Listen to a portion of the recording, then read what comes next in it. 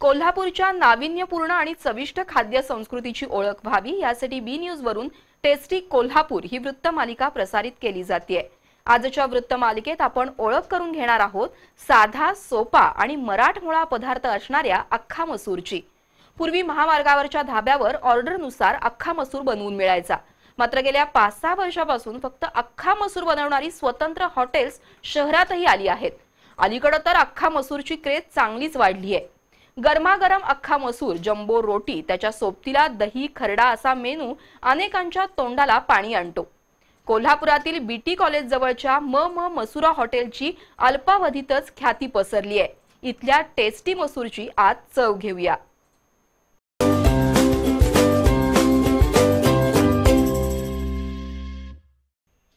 अलीकडच्या काळात pizza, burger, pasta अशा फास्ट फूडची चलती आहे। तरुणाईमध्ये तर हे पदार्थ विशेष आवडतात।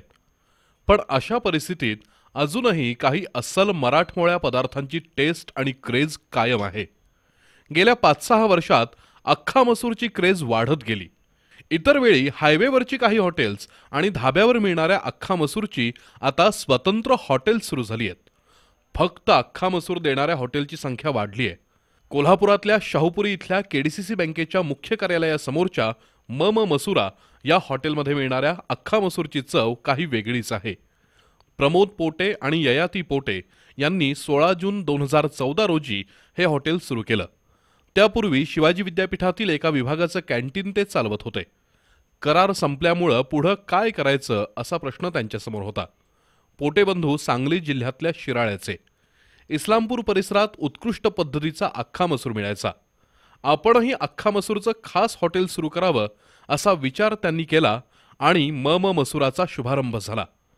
अख्खा मसूरच्या 5 प्रकारच्या प्लेट्स या ठिकाणी मिळतात। रेग्युलर अख्खा मसूर, लसुणी मसूर, जैन मसुरा, मसालेदार मसुरा आणि तुपातील अख्खा मसुरा ही मसुराची खास वैशिष्ट्य। याच जोडीला तुपातली जम्बो रोटी आणि दही खरडा असा मेन्यू खवय्यांना आवडला नाही तर नवलच म्हणावं लागेल। त्याशिवाय या ठिकाणी तंदूर रोटी, वांग्याचं भरीत, दाल फ्राय, तूप लावलेली ज्वारीची भाकरी, खुश्का राईस, मटक्यातील दही आणि थंडगार सोलकडी सुद्धा मिळते। अख्खा मसूर बनवायचं एक वेगळं टेक्निक आहे। अख्खा मसूर बनवण्यासाठी साधारणतः 4 तासांचे कष्ट आहेत। मसूर भिजवण्यापासून त्याची सुरुवात होते।